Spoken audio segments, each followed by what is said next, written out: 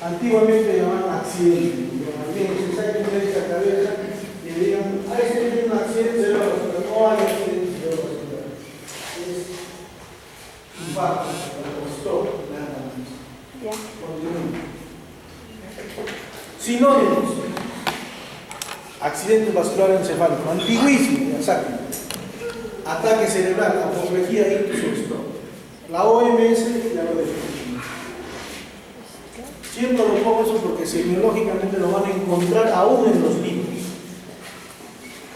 Pero si ustedes leen guías, ya lo encuentran como accidentes, ¿no? Stroke. Continúo. Definiciones.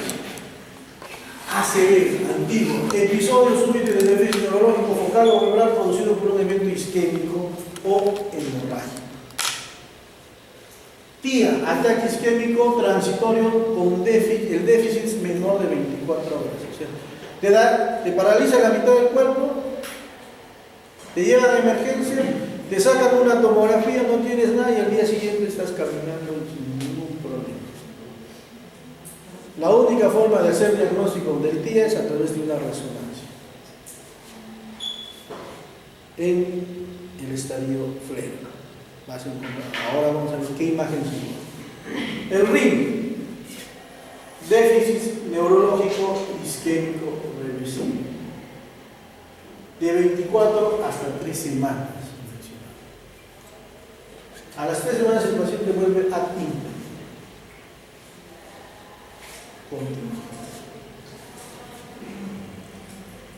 El ictus es un problema de salud pública.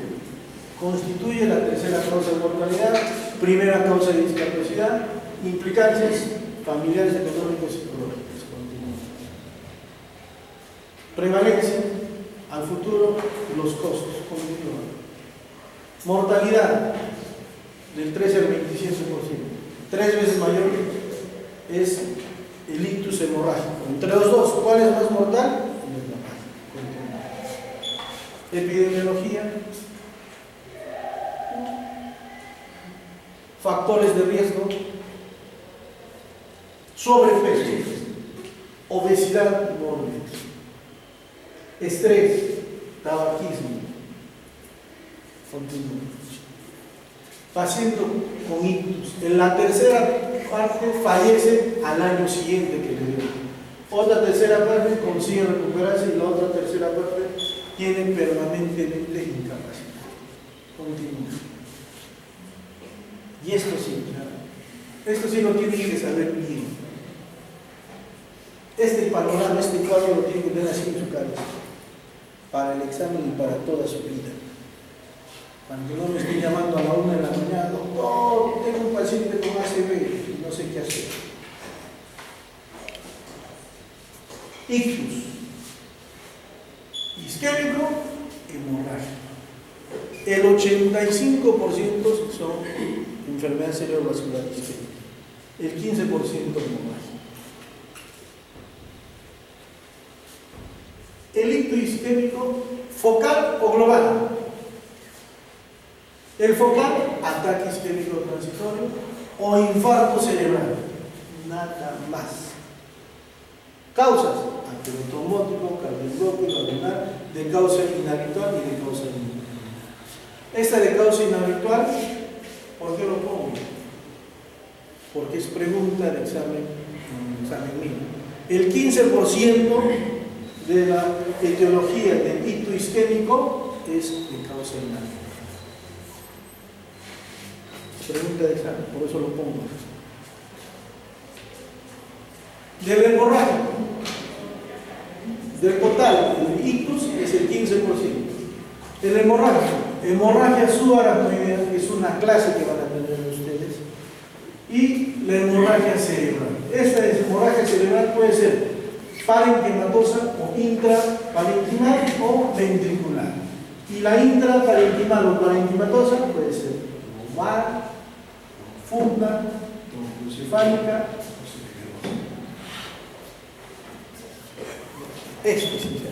Esto lo tienen que tener bien claro. Porque de acuerdo a esto, ¿cuáles son quirúrgicos? ¿Cuáles no son quirúrgicos? y no por un infarto lagunar. A las 2 de la mañana me llama el emergenciólogo y me dice: doctor, venga una interconsulta, cuando no es quirúrgico. Los lagunares, los quirúrgicos, hemorrágicos se ordenan por ruptura de aneurisma. Los lobales con 30 cc mayores, los severosos con más de 30 cc. Esos son quirúrgicos. De estos, el infarto de la arteria cerebral media maligno es quirúrgico para craniectomía. Los ventriculares, el hemoventrículo es quirúrgico para drenaje ventricular externo. Entonces, este cuadro es muy importante para todo, para la parte quirúrgica, para la parte médica, para la clasificación. Continúo. La clasificación fisiopatológicamente, de acuerdo a su estadio, se diría en AIT, stroke establecido, stroke producido y déficit neurológico isquémico.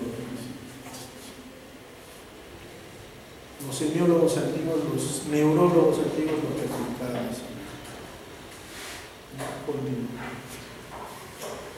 El tromboto.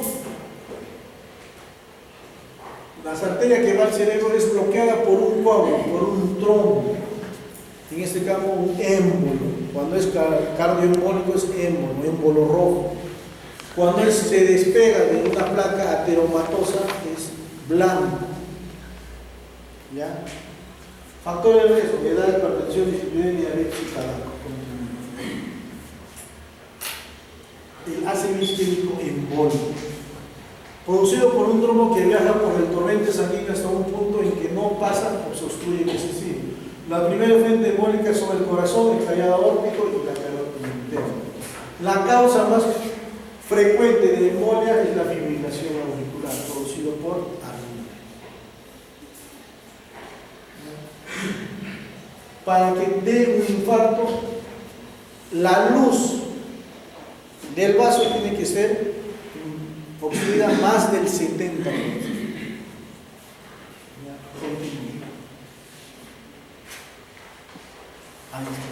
Con mayor frecuencia, continúa. Ya hemos visto eso. Continúa.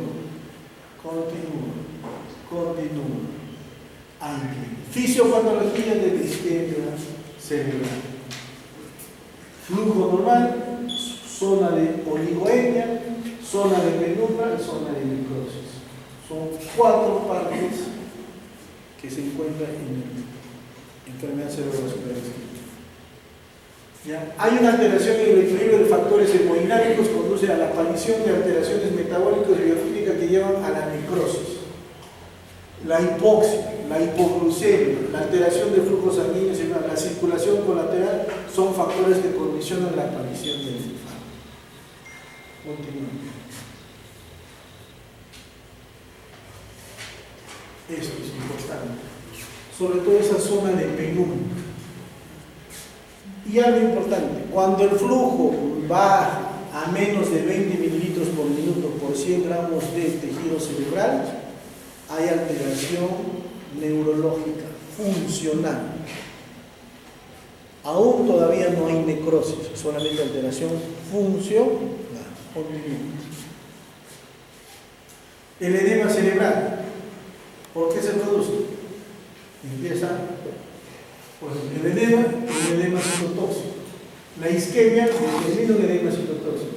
Hay más isquemia en el edema citotóxico. Alteración de la barrera hematoencefálica, salida de proteínas y agua, se produce un edema vasogénico.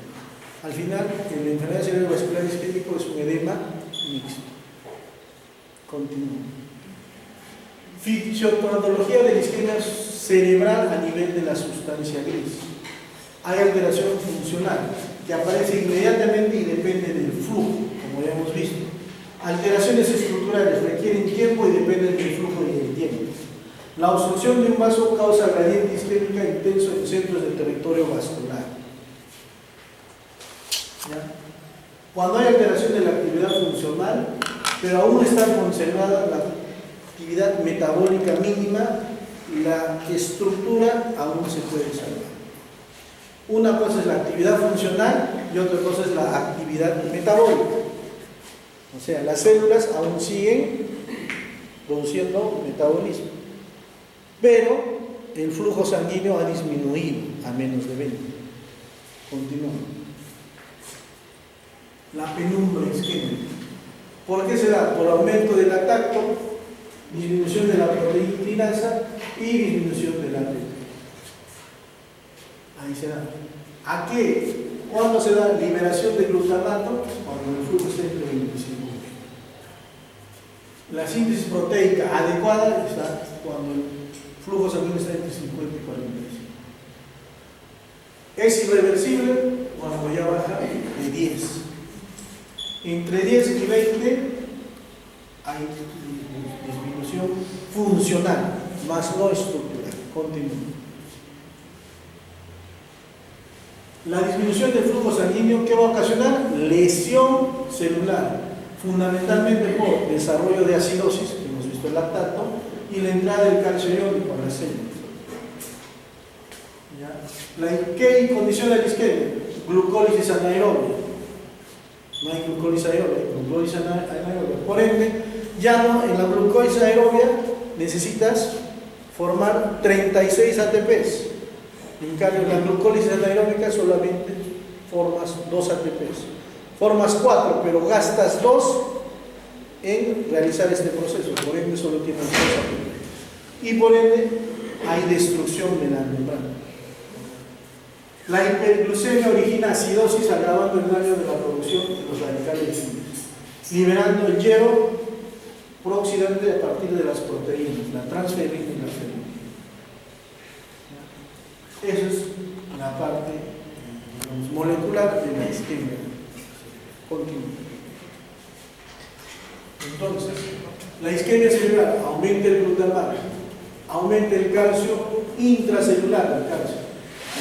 Activa la fosfolipasa, los genes de respuesta inmediata, las proteasas, las endonucleasas y el óxido nítrico. Todos estos que van a tener destrucción de las células. Continúa. A diferente de la fisiopatología de la isquemia en la sustancia blanca. En la sustancia blanca no tenemos membrana, tenemos transporte, tenemos axones, tenemos el transporte axoplásmico. O sea, ¿la fisiopatología cambia? Sí. ¿Ya? La entrada de calcio es el factor común en la lesión isquémica, tanto en la gris como en la blanca, definitivamente. Pero las vías que conducen a este proceso son diferentes. Acá no, la sustancia blanca es menos sensible a la hipoxia y a la isquemia, y es mucho más sensible a la anoxia. La sustancia gris con hipoxia, o sea, con un flujo menos de 20 mililitros por minuto, ya hay lesión. En cambio, la sustancia blanca, no, anoxia. Y en la sustancia blanca, las condiciones normales, el oxígeno y la glucosa originan niveles de ATP suficientes para mantener funcionando las bombas iónicas de la excitabilidad de las membranas. Es diferente en la sustancia gris, que están los cuerpos neuronales, todo el mecanismo que hay, la glicólisis aerobia, a diferencia que en el transporte de los axones, en el transporte axoplásmico, solo necesitas una glicólisis anaerobia, no aerobia. Es por eso que es menos sensible. Continúa. Ante la anoxia y disminución del ATP, se origina inversión de la bomba sodio-calcio, acumulándose calcio intracelular. Se induce la liberación de GABA, que activa los receptores específicos de la proteína G y las proteínas quinasas C, que bloquean las entradas de calcio al interior del axón. Entonces hay una disminución del transporte axoplasmático. ¿Por qué determina la isquemia a nivel de la sustancia blanca? Con disminución del transporte axoplasmático. ¿Qué significa? No hay un transporte a nivel del axón. ¿Por qué? Porque se bloquea, ¿quién? La entrada del calcio hacia el axón. Continúa. Bueno, es como activan los metabolitos a nivel de esto. Continúa. Muerte celular, injuria isquemia y reperfusión cerebral. Cuando hay una zona de isquemia, los vasos alrededor tienen que producir nueva angiogénesis y nueva vasodilatación para que llegue oxígeno a esa zona, especialmente a la zona de oligoemia y a la zona de penumbra. Pero ¿qué se puede producir? Puede producir una isquemia por reperfusión. Haces un robo de los demás por esa zona y en la zona que ya está en necrosis aumenta más. Eso va a depender de la zona de penumbra, oligoémica, la zona de transicional y esto a nivel del núcleo, ¿qué es lo que está pasando? Continúa. La expresión genética. ¿Ya? Continúa la expresión genética. La vulnerabilidad neuronal selectiva, ¿no? Esto es el modelo de la isquemia global. Cuando hay isquemia y hipoxia, hay expresión genética selectiva, genes de respuesta inmediata, proteínas de estrés, factores neurotróficos, esto para la tolerancia, supervivencia y plasticidad de quién? De la neurona. Continúa. Los mecanismos fisiopatológicos. ¿Ya? De acuerdo a quién? A las 3 horas, de 3 a 6 horas, más de 6 horas a día. Hay zona de reproducción, zona de neuroprotección. Actividad de canales dependientes, liberación de glicina, liberación de glutamato, activación de receptores AMPA, activación de receptores NMDA, liberación de óxido nítrico, inflamación, radicales libres, proteínas matriz y factores de crecimiento. Esto nos va a servir ¿para qué? Para dar el tiempo de trombolisis, como vamos a ver. La trombolisis se da hasta esta zona. La ventana terapéutica. Tiempo desde el inicio, flujo sanguíneo cerebral, la zona de penumbra y la zona del infarto. Cuando el infarto ya está establecido, ya no hay nada que hacer, ya se produjo el infarto. Por eso, en una enfermedad cerebrovascular isquémica, idealmente es sacarle una resonancia. Si tú encuentras una zona de infarto, ¿qué tienes que hacer? Trombolizar. Porque tienes 3, máximo 4 horas para poder hacer trombolisis.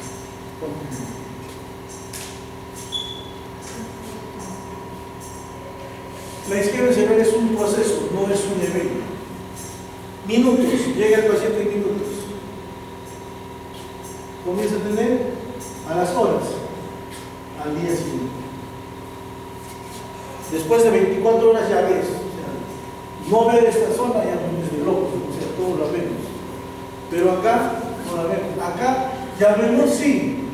Porque ya se demoró la corteza en relación con la subcorteza también degeneró. Acá tenemos que hacer el diagnóstico tomográfico. Acá hacer el diagnóstico tomográfico ya no es válido. ¿Entiendes? Ahí debe ser. Continúa. Esto es el edema citotóxico que se produce en el día, en el extraído FLEM de una resonancia. Claramente se encuentra. Continúa. Sí. ¿Cómo hacer el diagnóstico? Y se dice hasta ahora: anamnesis, exploración física y pruebas complementarias. Es importante. Continúa. Anamnesis, los antecedentes, factores, enfermedades, ictus previos, estado cognitivo, cuadros señales, tratamiento, circunstancias en que aparece. Preguntas siempre al paciente sobre esto. Continuar. Síntomas principales: nivel de conciencia, cambios de intensidad, traumatismos anteriores, ocurrencias de crisis convulsivas también es importante. Continúa. El examen físico, exploración general. Hay que tomar la presión, la frecuencia cardíaca. No, ya se olvidaron de esto. Esto es importante para determinar muchas cosas. Y la exploración neurológica. El cuadro clínico depende del segmento carotidio, vertebrovascular. Por eso, en lo anterior ya nos vamos a obviar de hablar acá del cuadro clínico, porque va a depender de la ubicación. ¿Ya? Muy bien, continuamos. Sospecha clínica de cardioembolismo. Déficit neurológico floral de instalación repentina con compromiso desde el comienzo. Antecedentes de accidentes cerebrales isquémicos antiguos, TIAs o infartos cerebrales. Antecedentes de enfermedad cardíaca. Evidencia de embolismo en otros órganos. Continúa. Lesión de territorio, eso ya lo hemos visto. Continúa. Igualmente, igual, sí. Igual. Diagnóstico. Imágenes, tomografía, resonancia por difusión. Vasculares, Doppler transcranial. Cardíacos, ecocardiograma 2B. Laboratorio, coagulación. Angioresonancia y angiografía digital. Acá en coagulación, es coagulación sangría, tiempo de protrombina, tiempo parcial de tromboplastina y dimeodia. ¿Ya? Continúa. El diagnóstico, ese es el Doppler transcranial. Continúa. Para vigilar a un paciente. Entonces, en un paciente usamos la tomografía, la resonancia, sobre todo la imagen de difusión. Evaluación del paciente con sospecha. Todos los pacientes, tomografía, glucosa, electrolitos, EKG, enzimas, hemograma, saturación, tiempo de protrombina, tiempo parcial de tromboplastina. Pacientes seleccionados. Pruebas de función hepática, pruebas toxicológicas, alcoholemia, pruebas de embarazo, AGA, rayos extintoras, punción global si hay una sospecha de hemorragia cerebral y electroencefalograma si hay sospecha de contusión. Tomografía. Primer estudio de imagen cerebral para evaluación del paciente con SB. Es lo que tenemos más a la mano. Identificar el tamaño, identificar el edema, descartar la presencia de hemorragias y excluir otras infecciones. Poco sensible para detectar infartos corticales y subcorticales agudos. Pasan inadvertidos infartos menores de 5 milímetros. El 5% de infartos cerebrales se observan en las primeras 12 horas. El 50% de las 24 y 48 horas. En pacientes candidatos a tratamiento con trombolisis se debe realizar dentro de los primeros 30 minutos después del ingreso a sala de urgencia. Continúo. Tomografía encefálica, signos tempranos de infarto cerebral. Signos tempranos que debemos detectar. Hiperdensidad de la arteria cerebral media. Ven ahí esa flechita y ves la hiperdensidad de la arteria cerebral media. Borramiento córtico subcortical. Entre la corteza y la región subcortical se borra. Borramiento de los núcleos basales. Acá se nota la separación de los núcleos, acá ya no. Signo de la banda insular. ¿Ya? Signo de la insular se pierde, banda insular. Y asimetría insular. Esos son los signos tempranos. Es diferente detectar acá que ya detectar acá. Continúo. A los 50 minutos, a las 3 horas y a las 25 horas. ¿Cómo se va progresando el infarto en la tomografía? La arteria cerebral media. 3 horas y en 25 horas ya ves el infarto. Continúa. Más sensible que la tomografía es la resonancia. Muy útil en la enfermedad de infartos lacunares. Defecto intactos corticales pequeños, permite distinguir entre isquemias agudas y crónicas, pero es mucho más costoso. Continúa.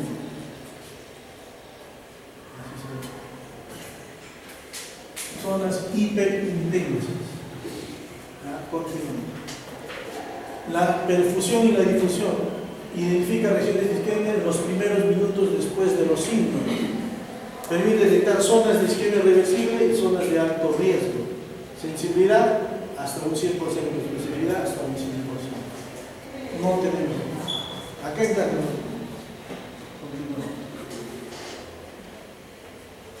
Una imagen, tomografía, difusión. Continúa. Manejo. Los pacientes con enfermedad cerebrovascular están muy asociados a hipertensión arterial. Entonces hay que manejar la hipertensión arterial.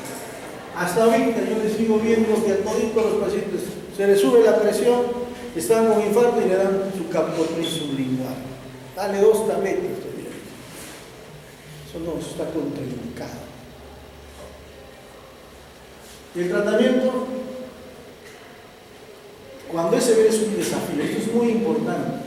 Una caída de las cifras de presión arterial podría empeorar el paciente.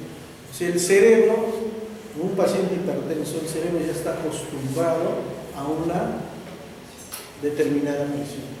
Si tú le bajas mucho, le vas a producir o vas a aumentar la zona de isquemia. El flujo cerebral va a depender directamente de la presión arterial sistémica, que es muy importante.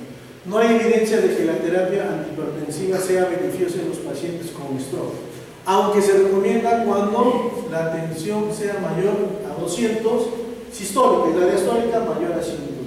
Ahí sí. Y solamente bajar un 30%.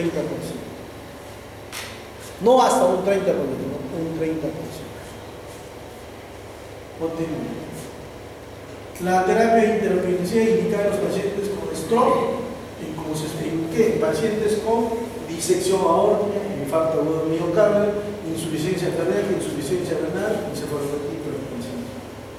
En los pacientes que recibieron trombolíticos se deberá bajar presión gradualmente hasta 180 y diastólica hasta 150. No bajará más de 20 milímetros de mercurio, la arterial media.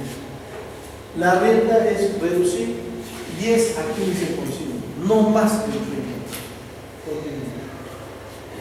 La droga de elección, pregunta del examen, la metalol. Las dos no, pero la metalol es un beta bloqueador. Le contiene la nicardipina y el nitroprusiato. Esto ya se desechó. Y en la última guía ya el nitroprusiato ya no va. Solamente la metalol y el nicardipina. Continúa. Tratamiento del infarto cerebral, ya es el mismo infarto. La trombolisis intraarterial, descarga vascular del infarto cerebral dentro de las 4 horas como más. Trombolisis intravenosa por médicos expertos en terapia endovascular y neurólogos. A través de ¿cómo se realiza? ¿Cómo se realiza eso? La fibrinolisis, la primera droga que usarse fue la estreptoquinasa vía endovenosa. Muy malos resultados. Aumenta hematomas, se produce hematomas interparticulares y hubo aumento de la mortalidad. Ya, ese es el factor activador plasminógeno tisular, ese es lo que actualmente se usa. TPA, factor activador del plasminógeno.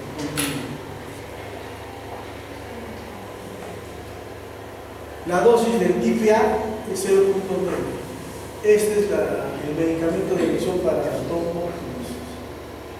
Y se realizará exámenes cada 15 minutos durante la infusión y cada 30 minutos en las siguientes 6 horas.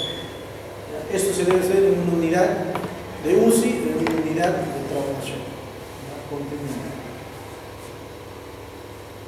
La aparición de las cefaleas severas, hipertensión, náuseas o vómitos deberá ser suspender la infusión.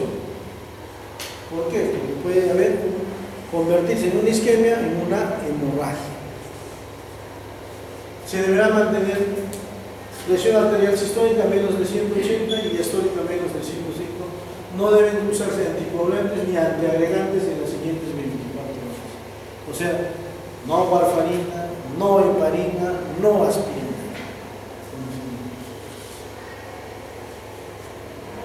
Digamos el estudio, ¿no?, donde se realizó el